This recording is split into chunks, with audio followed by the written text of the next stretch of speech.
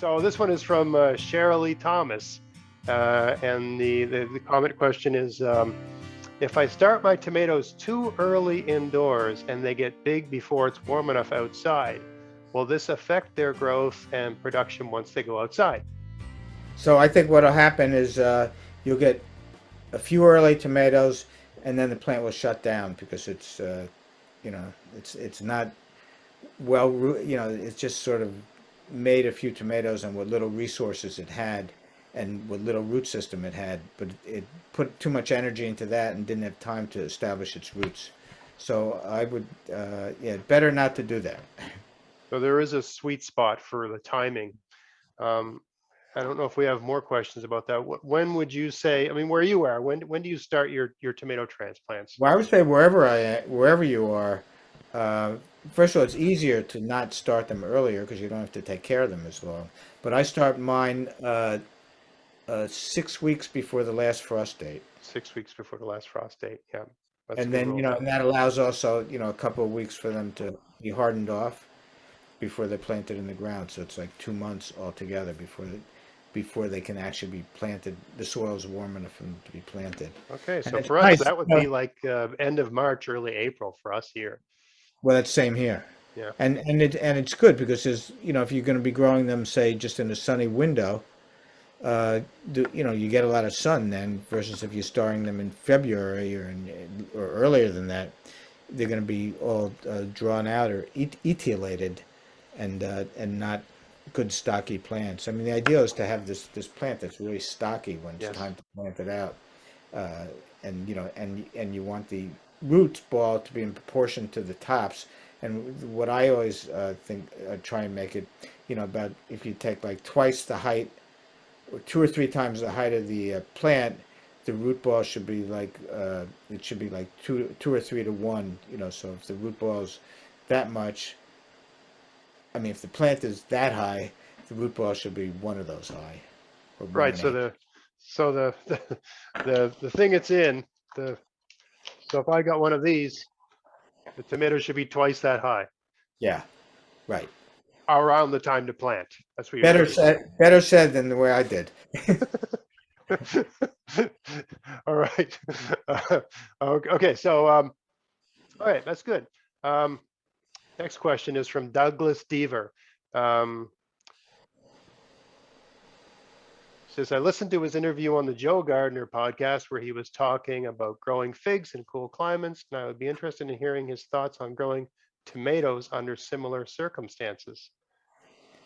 Does that make any Well, sense to you? it's a whole different plant because the figs are woody perennial plants and tomatoes are annual herbaceous plants. Right. And one of the main challenges in growing figs in cold climates is to as far as if you have a climate that doesn't have a lot of heat or a lot of sun, such as you have, the figs you want to choose a certain variety of fig and maybe plant it against a wall, a south-facing wall, other things that would increase heat and also work with the variety. But then the real challenge in growing figs in cold climates is to get them through winters. And there's various ways. In my book, I talk about five or more different methods for getting figs through various types of cold climates. You have the kind of climate where I am, where it's frigid winters, but hot long summers. But then you have maritime climates where it's sort of a cold. In the book, I call it a coldish winter, and but not a super hot summer. Not so hot summer. Yeah. Then you have mountain regions where you have frigid winters and cool summers. So each one of those you put together how you prune it, what varieties you choose, and how you bring it through the winter. Right. So it really doesn't relate to tomatoes. No, because you're not bringing them through the winter. Well, I guess the one way it sort of relates to tomatoes, just in the summer, you want good heat. So if you have a south-facing wall or a south-facing fence, uh, you plant it near that, it's going to gather up more of the heat. I've And been so, contemplating. This is sort of side mention to this. Um, I mean, one of the challenges I have is there's for the heat loving things. I especially have a hard time with peppers and eggplant. Okay, Right. more so I can get tomatoes to grow, but with a little bit of effort. But those things are really hard. And having some sort of dome or something like that over the plant works. But then there's exceptional days where it's just insane. You get a really sunny day and a really hot, and it risks the plant. And I've been thinking about putting transparent wall around the garden. I know all my gardens are in beds, like 4x8 beds sort of thing. So Uh-huh. like the thing of like a 2 foot high wall that's a poly, right? So that there's less wind turbulence. There's still a bit of wind, but basically there should be warmer ambient air in there. So I was thinking of something like that where it can't get too hot, but it's going to be hotter there than anywhere else because you're sort of, creating this little, yeah, it's like a little phone booth sort of thing. Yeah, I mean, it depends on, I guess it depends on how high the wall is and also how you get into it to harvest or don't forget that. Yes, And yes. and also what you mentioned peppers. I actually like peppers a lot more than tomatoes. And I do have one variety that I've grown. I used to live in Wisconsin where it got super cold, and this is a variety that's been very successful for me.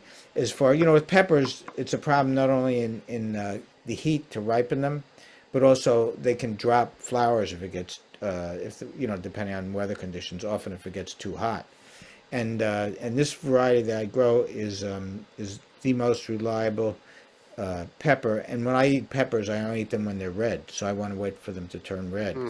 So I highly recommend this variety, but I'm not going to say the variety. No, I'm kidding. Go No, with that, sorry. I saw you. The variety is called Sweet Italian or Sweet Italia, or maybe just Italia.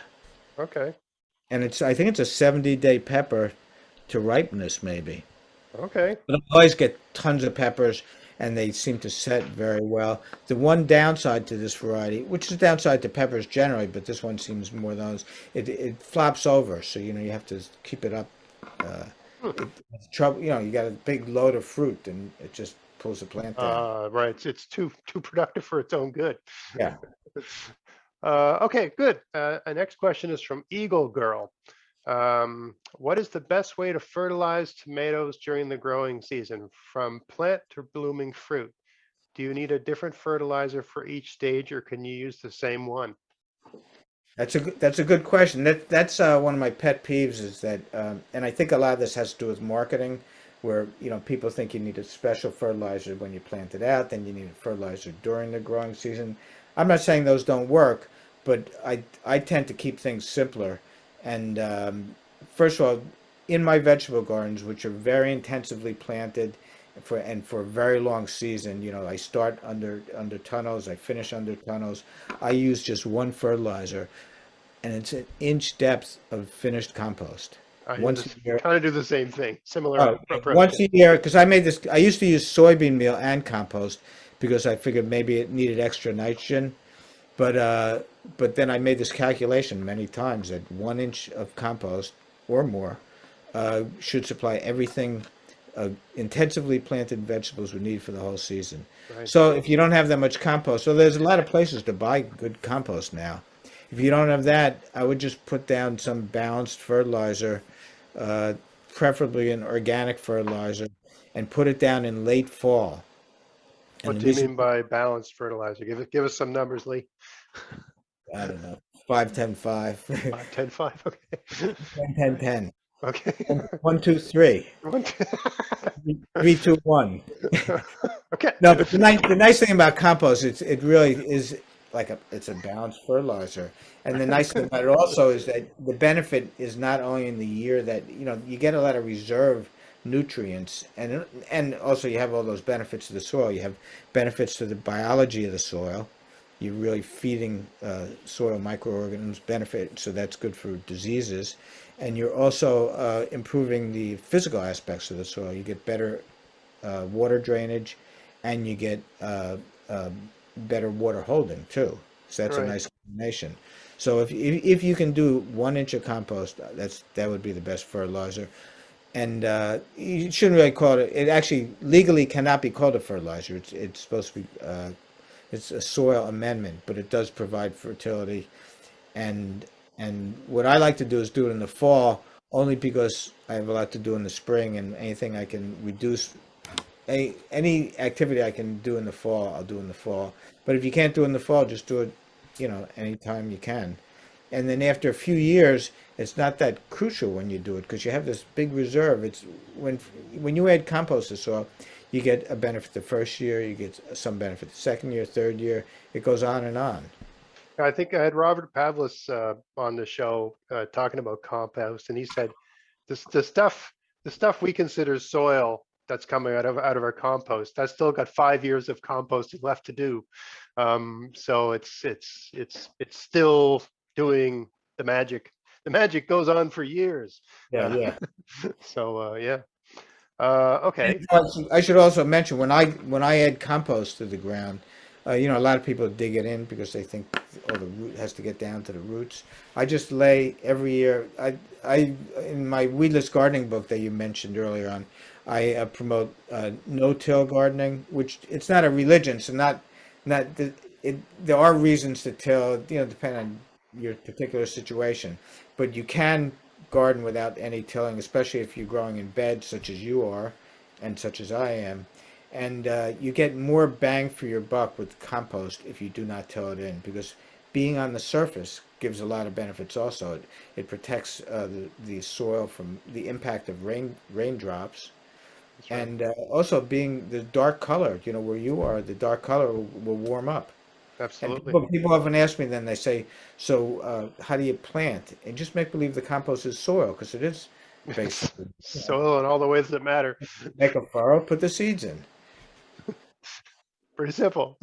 Yeah, Yeah, no, it's amazing how simple everything gets if you just just leave it to take advantage of way a natural system works right, and put it to exactly. work in your garden. Yeah. Right. Humans have this desire, I don't know why, uh, to complicate things, and it's not necessary, and it's somewhat detrimental often.